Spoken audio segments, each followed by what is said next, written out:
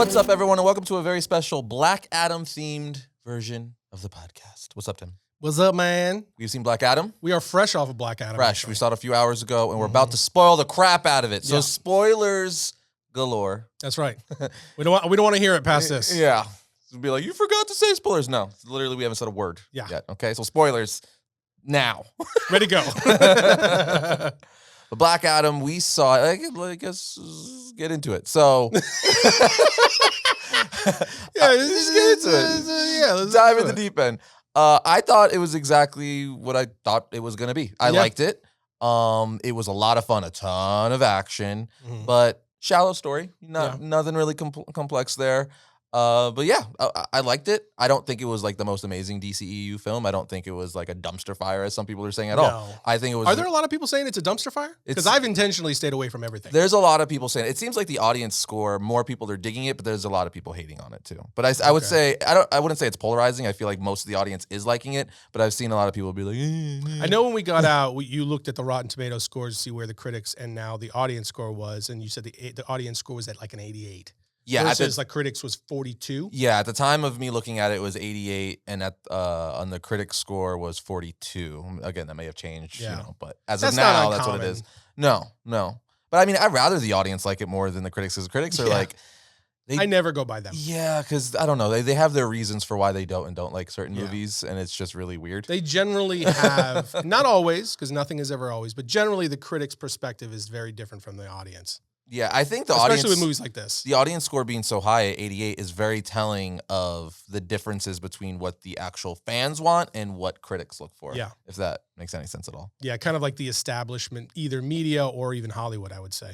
Yeah, in some cases. I will say though, did you feel, because the whole like hierarchy of power thing is about to change? Did you feel there was really a lot to that when you see the movie? Because he's like The Rock, and the marketing was pushing that a lot, and we get it because Superman and all that stuff and other powerful heroes, but like I felt like it was just, again, that was very shallow. Like it was just, he's stronger than everyone but Superman. Yeah. Like it was very surface level. I didn't think it was gonna, I thought maybe it had more to it, like as far as like, I don't know, just more to it, not just like, hey, I'm almost as powerful as Superman, or I'm just as powerful as Superman. Like it's literally surface level. That's why the hierarchy is changing, because we're introducing a character that can fight Superman. Yeah. And that's it. And even that, with what the things that they said, just before the release, or just as the movie was getting ready to release, with the return of Henry Cavill's Superman, even The Rock himself comparing Black Adam as a planetary threat versus Superman, who's a universal power, right? The most powerful force in the universe. It did dumb it down. I mean, don't get me wrong. This movie went above and beyond, particularly to using the Justice Society to establish Black Adam as a incredibly powerful figure. I lost count of how many times Black Adam himself or some other character uttered the phrase, "No one can beat him. You can't beat me," that sort of a thing. Basically establishing like no one that we were seeing on screen was really a challenge to him. Even in the end, at the end of the film, which was, I don't know how you felt about it. It was kind of anticlimactic, because everything with Sabak was it was lingering in the background, but it was kind of just thrust in there right at the end. And the battle for me was kind of uneventful, because even Dr. Fate, because as we talked, we actually did an episode on the main channel here just recently. Could Black Adam actually defeat Dr. Fate based on what we know from comics? And because you could tell from the trailers that they were really going to dumb down, especially Dr. Fate. They had to establish Black Adam as powerful, as powerful a character as they wanted to. Right. And in this, they really went about the business of doing that. Even Dr. Fate said, I think at least twice in the film, like, we can't beat him. Yeah, no, he verbally said it. Yeah. Yeah, he says it out loud. And he also says the same thing about Sabak. Yeah, because it was like the yin to Black Adam's yang, essentially. Right. Like he's the champion of, like, so he's like, there's underworld. only one that can defeat him, and it's Black Adam. So even as powerful as they tried to in a very short period of time, establish Sabak as being as powerful as they tried to establish him to be, they even say before it even happens that Black Adam can beat him. Yeah, that was the thing that's that's the thing that people don't like Superman for, where it's like no one's a threat for him. But at least when they introduce Superman, they always do something to kind of give him like, you know, he's gonna win in the end, but either whether it's kryptonite or they do Yeah. something to where There's more parity. there's a struggle there. Mhm. With this movie, there was no struggle for Black Adam at all. Like nothing was ever a struggle, which I love super like powerful characters. I love them. People are always like, they're boring because they're just so powerful. It's like, no, I really like them. But because you could find ways to make them, I think what I like about it is you have to think of creative ways to make them like put them on the ropes. Yes. And they didn't do that where there was nothing. He was never No. really on the ropes. It was even when he gave up his power in like the middle of the film, it was on his own accord. Mhm. He's like, oh, I feel guilty. Yeah. I guess I'll depower. Exactly. And then I'll power down. I'll power down, yeah. And then he came back because Dr. Fate, you know, while fighting Sabak is like, Yeah. hey, we need you. You're the only one who could beat him. Yada, yada, yada. Yeah. So I think that was a minor gripe. Again, it was really, really fun because the whole movie was like a giant boss battle. I felt like the opening fight sequence throughout the entire thing. like as soon as they introduced Black Adam when he's fighting like the mercenaries, like Intergang Mhm. and stuff like that, that could have been like the final fight at the end of the movie. Yeah. How many people he killed, like Mortal Kombat fatality style, which another thing I was shocked about of how like violent it was, which I don't know, because I heard that they were gonna really ramp up the body count. So I guess I was mentally prepared for it to be even more violent than it was. I heard it So- was going to be R. They had to Yes. go in and be like Yeah. take some stuff out, which makes sense now seeing it, Mhm. because one of the coolest parts for me is when he throws someone by the arm, but he threw him so hard and fast the arm ripped Yeah. off and you see him holding the arm. Yeah, yeah. I was like, oh man, this is brutal. I mean, it was great. It just took me for a Well, I remember surprise. reading all the way back in 2021, they talked about the fact that they were going to make it PG-13, but they were like reassuring the audience, like, this is going to be brutal. Like Black Adam's going to be brutal. It was really brutal. It's going to be violent. But the body count's going to be high and all that kind of a thing. He didn't let anyone live. No. Anyone he fought, whether it was a henchman, a big bad, or no one that he crossed paths with that was a bad guy lived. Yeah. And I did like his interactions with Hawkman on that front, It was funny. where he would just fly people up several thousand feet and just chuck them. Mhm. And Hawkman would be like, will you stop throwing people off buildings, basically? And he's just like, I didn't. They lived. I like how they played with that with the little the moral compass there a little bit, where it was like even the Justice Society was too far on the other Yeah. end, where they're like everything was very black and white. Yes. And then Black Adam's story was obviously to push to like there's a gray area and things. Yeah, There's nuance to everything. They toyed around a lot with the heroes, villains, Mhm. black, white, like, there's heroes and there's villains. They really emphasized that a lot. I thought it was a little over the top because it became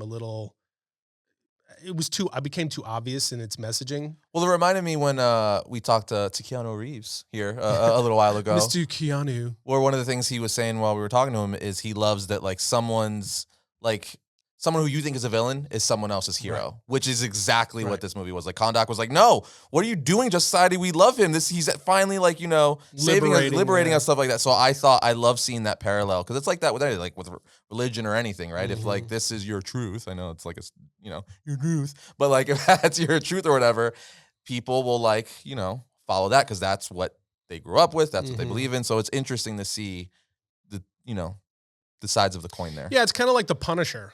Yeah. Right? Just playing with that idea of, is there a time where brutal violence is necessary? Mm-hmm. Is there a time where, corruption or crime or people are so wrong and the corruption is so deep that there's nothing for it but then to take people out? Like, should Batman kill the Joker? Right. Is Batman crazy for not killing the Joker? And you go round and round, and that's one of the things I think is very interesting about Superman is, that they toy around with that idea of, same thing with Batman, why doesn't Batman just kill the Joker, like you said? But with Superman, they do go to even a greater extent because he has so much power. He could literally just do what he does in Injustice, Mhm. rule the planet with an iron fist and just Right. not allow anything, right? Mhm. It's like, okay, what's better to put people, arrest people and put people in prison and then try and rehabilitate them when let's say when they steal, or should you go with what some other cultures have done in the past where you steal, you cut your hand off, Right. right? Things like that. It's like, Mhm. it's dealing with that, like what are the boundaries and why and all of that kind of stuff there. So it's an interesting moral play. But going back to what you asked at the beginning is like, I do think while they dabbled with stuff like that, it was kind of, it was very simplistic. And Oh, when yeah. they did, and Yeah. because the story was so simplistic, when they dealt with it, Mhm. it was kind of, it fell a little flat. It felt kind of preachy, soapboxy because they felt like they just had to, expositionally just say Mhm. it. You know what this movie reminded me of? The more I think about it, the first Transformers film, the first Michael Bay Transformers film. Just in the sense that it's just like a pure popcorn film. Like if you're going to see this film for like a deep plot, a story, or like the best cinematography, no. Yeah. You're just looking to have a fun time, lots of action, and be like, well, that was really cool. And that's Yeah. what like the first Transformers film was for me, where it's just not a good movie per se. I mean, I got like nostalgia ties to it now because it's old, but like Yeah. it was just a lot of fun. Yeah. I mean, if you go into it with that mindset, yes. But like you asked, whether or not it really fulfilled this promise of like the power, the what is Mhm. it, the power structure of DC is about to change or whatever. And, long way of, I didn't really fully answer that at the beginning with I don't think that they really did because they set a lot of boundaries of like, hey, look at how powerful Black Adam is and how they just kept saying it over and over again. Mhm. But it was you kind of left us like, yeah, that was it was like a fun action flick. Mhm. Lots of cool violence, almost like a Mortal Kombat film, like you said, in Mhm. that way. But especially once you got to the post credit scene where Superman arrives and Amanda Waller just is still like pushing Black Adam's buttons, which by the way, I thought was dumb. I was What? just like, listen, you just got done watching this guy wipe out everything you threw at him, including this, supernatural power that Right. emerges, right? He just wipes everything out that comes in front of him. Why would you continue to antagonize that? Well, because she Like if knew you're Amanda Waller, because she knows what she's got that he doesn't know yet, like yeah, Superman, Martian Manhunter, Wonder Woman, Aquaman. you would look to negotiate with that on some degree, even manipulate it, not just continue to poke and say, "Hey, we're going to attack and kill you."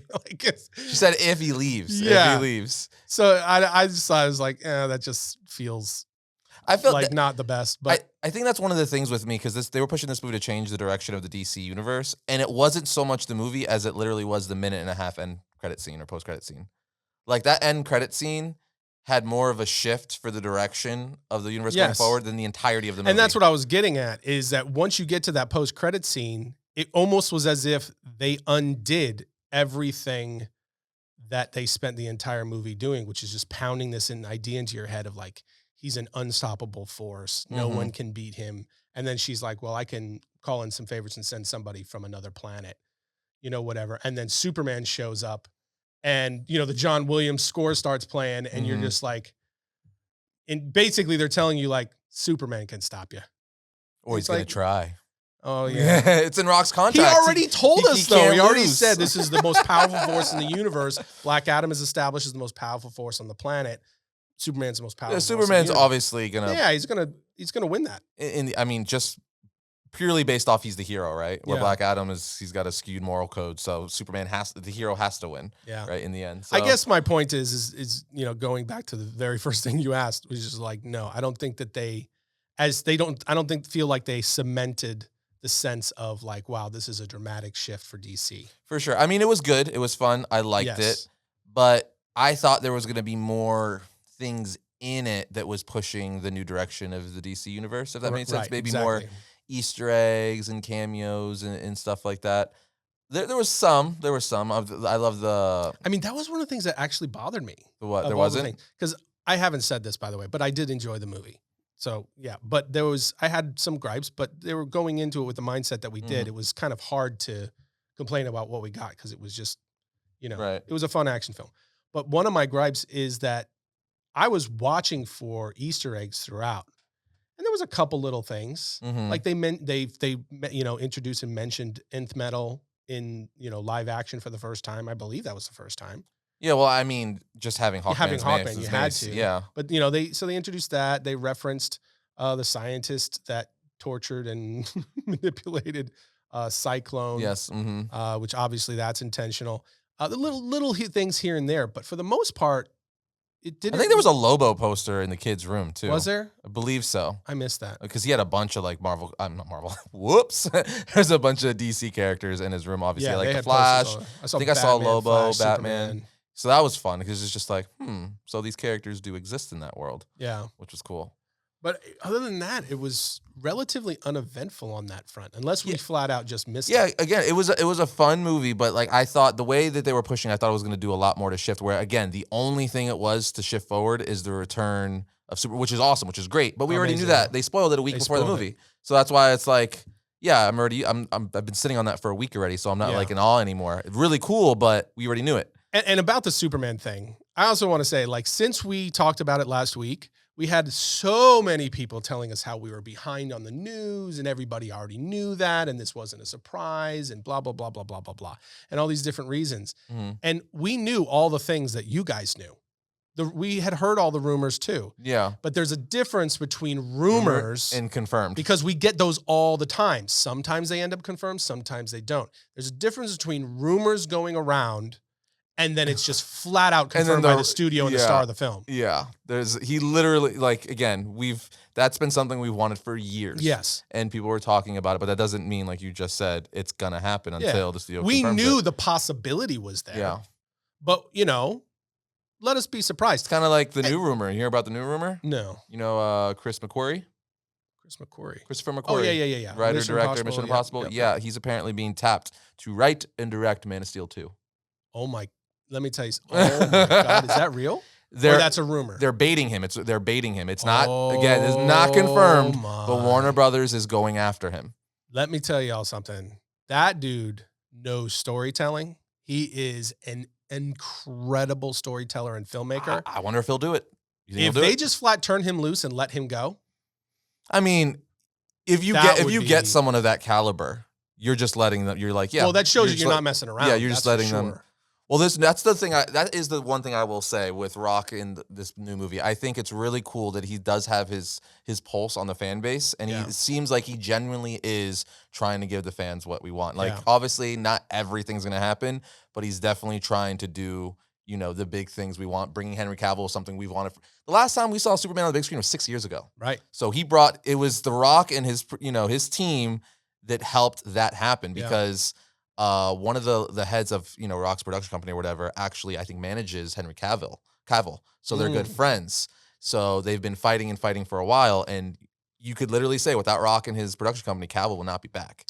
I think that at this point, I think that is clear. And then That The Rock and his team, the Garcia brothers, I think it's clear that they're the reason that Cavill is back. And now under the new management, because Rock's also said in a very politically correct way, now under the new leadership of Warner Brothers, they're allowing, him in the DC universe to go in a direction that we've been wanting in a while. So I think, we've been saying this forever, but I think this could mean good things. I mean, Man of Steel 2 is apparently a high priority right now, and they're trying to get freaking Christopher McQuarrie, like people of that caliber. Oh man, that means they're serious. That's more exciting for me than even Henry Cavill coming back, because that tells you I've been saying that's forever. a high caliber filmmaker. All he needs, because people complain about Man of Steel and stuff and like he that. has ties to Henry Cavill from the Mission Impossible. Yes. What is it Ghost Protocol is the last one, or I don't know, but It's not Ghost when he Protocol. freaking no?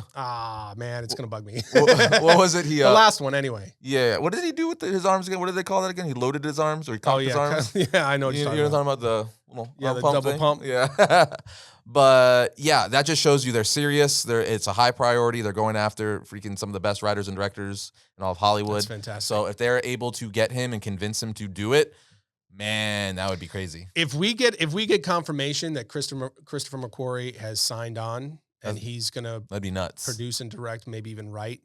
Well, or the co-write, rumor is they want him to write, possibly direct. because people don't realize McQuarrie has been a ghost writer on so many films. They bring him on as a script doctor. Yeah, like fix it. Yeah, like when there's problems on scripts and stuff like that. That's why Tom Cruise clung to that guy so tightly, because he has such a good grasp on storytelling. Imagine what his Superman and script would be progress- like from him. Man, especially after working with Tom Cruise on these Mission Impossible films and the stuff that Tom Cruise showed him are possible in filmmaking. That's the thing. That could be really great. That's one of the things I'm thinking too, because the big thing now that's Cavill's back is like, where are we going from here? Are we Yeah. going to Justice League 2 or are we going to Man of Steel 2 with It has Black to be Man of Adam Steel too. going to be the main bad or one of the bads in Man of Steel 2? Like, are they going to work together only to fight, only to then combine to beat a greater threat? I don't know. It's very vague at this point, Yeah. there's lots of things they could do. Oh man, that's crazy. Because you could have Shazam come in and they Yeah. team up to fight Black Adam. You could just have Batman. You could have Superman and Black Adam fight or team up and then fight. You could do a Justice League where, like Amanda Waller alluded to, where she knows a bunch of aliens and have them all fight Black Adam in a Justice League too. There's a lot of things they could do now. Yeah. I'm without any question, I am, after seeing them bring Henry Cavill back and then move in that direction, it kind of, it breathed, as we knew it would, it breathed fresh new life into the future of the DCEU, because it opens up a lot of possibilities that were kind of like, not necessarily dead in the water, but very stagnant. Yeah. It just left for a lot of uncertainty about like, what is going to happen at all here. Well, apparently Cavill is now also in the Flash movie coming out next year. I heard that rumor as well, but we don't have any confirmation. It's rumor, but everyone will say it's true, and then when we say it's confirmed, they'll be like, "We knew that for a year." Like, we didn't know that for a year. That was rumor. Yeah, exactly. Because I also heard in the same rumor that he's supposed to appear in the Flash and the Aquaman film. Yes, and or was it Shazam? No, it was Shazam, not Aquaman. Probably Shazam, which would make sense because of Black Adam. Yeah. So I wonder. But it would also be another cameo. But Ben Affleck is also confirmed. That is confirmed to be in Aquaman as well. There you go. So it's like, I wonder what that means for his fate. Are they going to freaking bait Affleck back in? Now they're like, hey, new leadership. We have a plan now. You want to keep going? I don't know because you can't really do as much with Ben Affleck as Batman as you can with Henry Cavill Superman. Because he's older? Yeah. He's in his 50s now. Yeah, and they have pegged him as, like, even in that universe, they've pegged him as the old, like, don't give an F Batman. Yeah. He's so good. Yeah, I mean, I guess I shouldn't say that. I shouldn't say there's not much you can do. There is a lot you can do with him, but he would be old man Batman. He would be like Batman in his later years. Yeah, although he was freaking brutal, and it was especially BVS. It still has the best Batman. It was Dark Knight Returns sequence. Batman. Yeah, it was great. I don't know, but I mean, it seems like they're gonna kill him all. I don't know what they're doing, man. I don't know, because the Flash movie, everyone thought they were gonna kill off Batfleck. Keaton was gonna take up the role as a mentor. And then he was going to be in Batgirl, but Batgirl's not happening. Now that, because of all the shakeup, they had to reshoot a scene with Affleck and Aquaman because something they're doing didn't line up. I don't know. It's just this is the problem with rumors and the rumor mill and stuff like that. But I mean, as far as the Black Adam movie, the one thing that was confirmed in the film after we saw it was that they definitely toned down Dr. Fate quite a bit. Which was annoying. Sadness in my heart. Pierce Brosnan was amazing, by the way. When is he not? Yeah, he's just so James good all Bond. the time. Love Pierce Brosnan. He was great in the role. We already said spoilers, so but the fact that he dies in the end and he sacrifices himself, and it was a one and done for Kent Nelson, Dr. Fate, with Pierce Brosnan in the role. That was such a bummer because I love Dr. Fate. He is one of my favorite characters in DC. So to see, obviously the helm of fate will get passed on to someone. But who, I don't know. I think maybe the kid, although in the books, it could be, because we got Khalid Nasor, who's like the younger, he's the grandnephew, I believe, of Kent Nelson in the comic books, at least. Obviously, that I don't think that would play in the movie because that's not who the kid is, unless they reveal him to be somehow. But they can go that route, or Hector Hall, which is the son of Hawkman and Hawkgirl. That could be really, really cool. So it's one of those things where it's a mantle. So you could definitely still give us Dr. Fate in the future. It's just not going to be Kent Nelson, which is sad because Pierce Brosnan was great. And Kent Nelson is the longest reigning Dr. Fate. My guess is that because the helm was left, it happened in Kahndaq with Black Adam, that we might get Nasor. I mean, it's like the most current one too. But I really would have loved to have seen more Kent Nelson, Dr. Fate, before they got rid of him. Yeah, I really would have loved that. His relationship with Hawkman was really good. I hate it. I enjoyed that. My prediction was right, how they were going to dumb him down so much, though. Where he was like, we can't. It's like, what you talk about? What do you mean you can't? Even his feats in the film were very limited. Well, he didn't do much. Which kind of, he fought Black Adam once. Yep. And then he fought Sabak at the end. Yeah. And that's it. And it was just it was all very He looked awesome. He did. He looked great. He looked so cool. Pierce Brosnan did such a great job playing him. I just wanted more, and I wanted his feats to be more on par with that of Black Adam, because, I mean, that's the thing. When they first introduced the Justice Society, Hawkman even tells Waller, his powers are essentially godlike. Right. So it's like, wait, And they did what not are you? demonstrate. They What do you did not mean? back that up. No. When they said that, when he says that to Amanda Waller, I got excited because I was like, oh, are they gonna really show? And like Dr. Fate just restrains himself in the film because, for whatever reason. I was hoping like Naboo, no. because sometimes, in the comic books and stuff, Naboo gets pissed and he'll like take over fully Yeah. and is like, nope, ain't gonna happen. And it's just like full on possession mode. And I was hope that was gonna happen, like at least with Sabak, and just show him like, oh no, like now the real Lord of Order is gonna take over, but it didn't happen. Did not. Yeah. Yeah. So that was another one of my disappointments, but he still looked great. It was cool to see him on screen. It was really cool. I liked Atom Smasher a lot. Tell me he wasn't the Tom Holland of this movie. He was absolutely. He was MCU Spider-Man all day long, but I loved it. Yeah. Especially his back and forth with Hawkman. Yeah, it was good. And I thought Cyclone was good too. She was really good as well. Yeah. I liked every single character. I have minor gripes. Like I just wanted Dr. Fate to be more powerful. I wanted more of him. We got a lot of Hawkman. Hawkman was great. I wish we had more of Cyclone. We didn't get enough of her. I thought she was underused, but she was good. Really good. And her powers, the way they demonstrated her powers in the film, seemed very useless.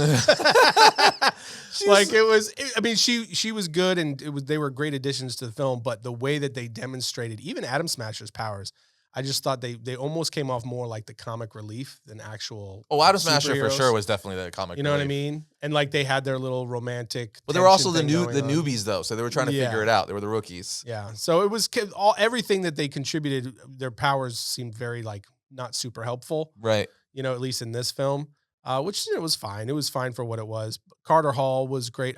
Even though I think that he even seemed a little bit dumbed down.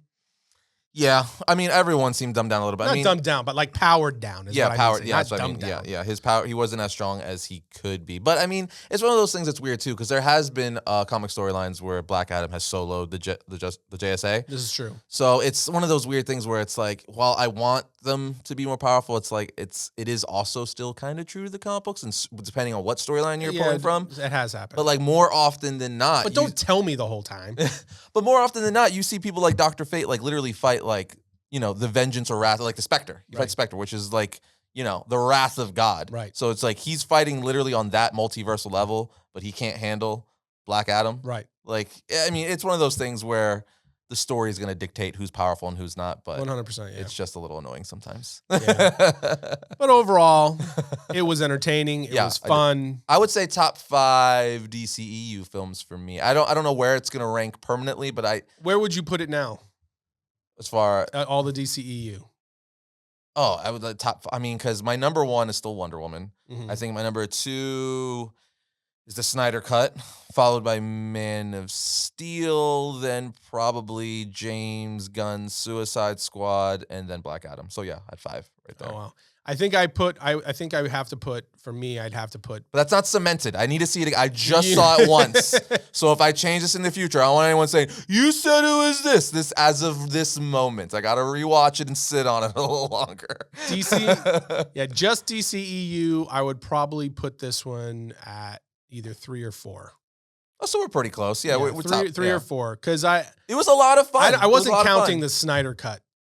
Really? Why not? Yeah, I wasn't counting it because it wasn't really a theatrically released. You're right. It was 10 times better than the theatrical. It was. It was 10 times better. So, okay. So if I'm counting that, I would put it at 4 because I would have Wonder Woman, Snyder Cut, Man of Steel, Black Adam. So the only difference for you then is the Suicide Squad. Oh, I really like Suicide Squad. Does Peacemaker count? That's an that's not a movie though. No, it's not a movie. Peacemaker's amazing. I haven't seen. Peacemaker. I've only seen a couple episodes good. of that still. Where would you rank it? Where would you rank it of all the DC movies? Period. Oh God. Oh, I don't even know. That's hard. I don't even know. I can't even really answer. We were that. Talking about that outside. Yeah, I couldn't. I mean, because then you're putting the Joker in there, the Dark Knight in there. Then it drops considerably. The 89 Batman Returns. Like that's too hard. That's hard. I'd have to really plot that out. You're sabotaging my answers, Tim. I can't in good conscience answer that question right now. I do want to see it again. I will say this. I do want to see it again because I want to look more closely for hidden Easter eggs. Yeah, the more I think, again, it was just flash and clash, as they say. It was just a lot of fun, ton of eye candy. I think The Rock actually did a good job too. We didn't talk about that. I enjoyed The Rock. I was very worried that I was just going to see The Rock, which I mean I still kind of did. Yeah. It was like very much The The Rock whole time. but I think he did a good job. It was still fun. Yeah, it was fun. Like I want to see him fight Henry Cavill Superman now, and that's what we've been wanting for years. Yeah, I agree. I think overall, I guess I was so conditioned for it. I was so ready for it that like I knew exactly what we were going to get. Like, especially after we started getting trailers and clips and things like that, I knew exactly what we were going to get. So there was no surprises. It was, and he was fine. He was good. Yeah, I give this movie like a solid B, I think. Yeah, I think that's a fair rating. Solid B. A good B. I really liked the scene at the beginning where he first is released from his prison. Yeah, it was awesome. And he comes out of the mountain and they start playing Dressed in Black. Yeah. Oh, so man, cool. Yeah, that music combined, although I do think that they prolonged that slow motion. A lot of people are complaining that there's a lot of slow-mo in this. Yeah, that sequence was intense with the slow motion. Everything it was almost like watching a sequence for The Flash. You know what I like so much that I want to say before we wrap this up here is the way the DCEU handles speed. I think the DCU handles speed better than the MCU. I love it. Yes, And they established Zack Snyder, I would say, could be credited for it because Man of Steel was our first glimpse of it when Superman is in the town and he's fighting General Zod and stuff like that. It wasn't General Zod, it was his lackeys. Their names escaping me right now. I know what you're talking about. He's fighting his fellow Kryptonians in the town, and it's almost like a teleport where it's just like he just teleports and you see like a brief blur of motion. Yes. And Black Adam, they did the same thing here, and they do it with the Flash and Superman, obviously, and the Snyder Cut and the normal Justice League. I love the way they handle speed. It looks so cool. I agree. I think they handle speed much, much better than the MCU. It looks cool. It feels cool. I love the way that they do the slowdowns where you can they give the perspective of the person the speedster or whoever is using speed. Speed blitz. They did that a great job of that even in the original Justice League film where they come after Superman. And everything slows down, and Superman can see the Flash and the whole thing. So yeah, I agree. That was still Snyder, as we know. That's a funny thing watching the Snyder Cut because he said he's never seen the Whedon cut. Right. So everything that was in the Snyder Cut was originally his, and he didn't just take whatever. So it's like, see, that was not, you just kept Snyder's scene, Whedon. You just kept it because you're like, yeah, this is awesome. And it was arguably, I think it's my favorite scene in that movie. When he gives the glance to the Flash, and the Flash is like, you can see me? I was like, oh. He just panics. But in any case, I think, in summary, the Black Adam was a ton of fun. Is it like the most amazing superhero DC film ever made? No, but well worth the watch, a ton of fun. And even if it's only that brief post-credit scene with Superman at the end, it does set up a fun, hopeful direction. A hopeful future, for the DCU going forward. Yeah, I agree. I don't know if I use the words a ton, but it was fun. It was fun and it was entertaining, and that's really all I was expecting. You know what it is, too? I think on top of like just, for. I don't know if everyone else is watching like The Rock's interviews and press for this, but like even just hearing him talk, I'm like, because he's talking about the new leadership, at Warner Brothers and how Walter Hamada now is actually gone, who he was one of the apparently the big guys who wanted to do away with the Snyderverse, and why Cavill wasn't, there. He just wanted to like wash hands. So now he's gone. They got new leadership. The Rock is a big advocate. Cavill's on board. We know we got Wonder Woman 3 in the works, the new Aquaman movie. I'm hopeful. I'm hopeful. That's all I got, Tim. All I got is hope. I gotta hang on to hope. I will accept anything that demonstrates that they actually have a direction in mind and that there's something coherent in the works. Well, good old Zazzy baby, Zaslav. Let's see where we go with that. He says they need a 10-year plan similar to the MCU, which Iger and Feige set in place all those years ago, and put Christopher McQuarrie in charge. And so far, he's been on pace. He's firing all the freaking loose ends left and right. Hamada's gone. He just axed the Constantine film that was coming out. He asked. He did the Zatanna film that was coming out, and there was another one that was coming out. Obviously, Batgirl and CW stuff. He's just like, no, we're cutting fat. New direction. I did not hear that he cut the Constantine. Yes, he did. He ain't effing around, as people like to say. Well, good thing. Glad we didn't bring that up to Keanu. No, not Keanu's Constantine. Okay, not his. No, Keanu's Constantine is going to be. That's not in the DCEU. Keanu's getting a sequel to his Constantine, which is not DCEU. I thought you were talking about. No. They were going to do a DCEU Constantine. Okay. Yeah, no, you don't mess with Keanu. Keanu, you're fine. John Wick, man, you don't go after him. We learned that in the first movie.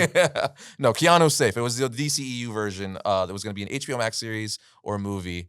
that he was like, yeah, no, Good. no. Well, keep it up, Zazzy baby. But with that said, guys, we'll see you next time when we talk about all things comics.